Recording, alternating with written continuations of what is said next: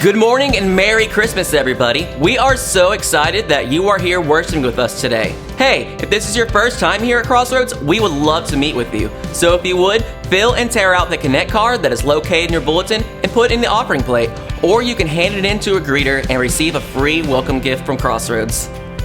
We have an important announcement. We are having a different than normal service time for our New Year's Day service. Our service time will be at 10 a.m. This is going to be an amazing service of worship and praising God for all that He has done throughout 2016.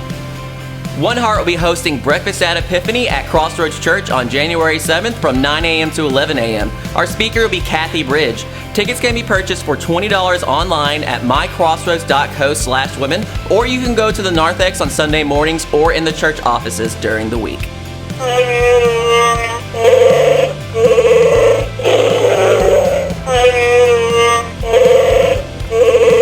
Hey everybody, we're about to start the second half of the story. And the second half of the movie is when the plot thickens and things get good. And the second half of the game is almost always more exciting than the first half, and it's when every play becomes crucial. It's not that the first half wasn't exciting or important. In fact, there wouldn't be a second half without the first half. But the first half without the second half would be missing the whole point. For the past few months, we've been going through The Story, which is a book that puts the main stories of the Bible together in chronological order. We've looked at such things as creation and the fall, the flood, the plagues, and the Exodus. And we've looked at characters such as Adam and Eve, Noah, Abraham, Joseph, Moses, Ruth, Deborah, Gideon, Saul, and David.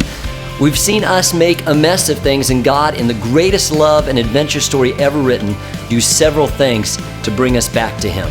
But the first half of the story, as amazing as it's been, is really mostly a setup for the second half of the story. In a few weeks, we'll be looking at the one who came to bring the whole story together. It's when the author, director, and producer of the story comes to earth as a child and lives and dies as a man. But until then, we're going to hit the ground running in the new year.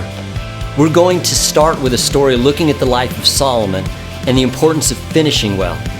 I'm a member of a gym, and everyone who's been part of a gym knows that it seems like everyone has big plans to get in shape in the new year. So in January, the gyms are packed, but we know that in May, many people had great intentions don't show up as much, and by November or December, there are only a few people left. The same is true of life. It's not enough to start life or our walk with God or anything of significance. We need to finish well. So how do we finish well? Something we all want to do. We'll take a look at that as we start the second half of the story on January 8th. Then we immediately hit another topic where you and I live. We live in a dysfunctional world. We are all to one degree or another dysfunctional, imperfect people living in dysfunctional families, going to dysfunctional jobs, and interacting with imperfect and dysfunctional people. So how do we function in all the dysfunction? We'll be looking at that on January the 15th. And the third week's message is, Can You Hear Me Now?, where we see how we hear from God in the midst of all the other noise. So join us for the second half of the story, and remember, life is messy, but the story isn't over.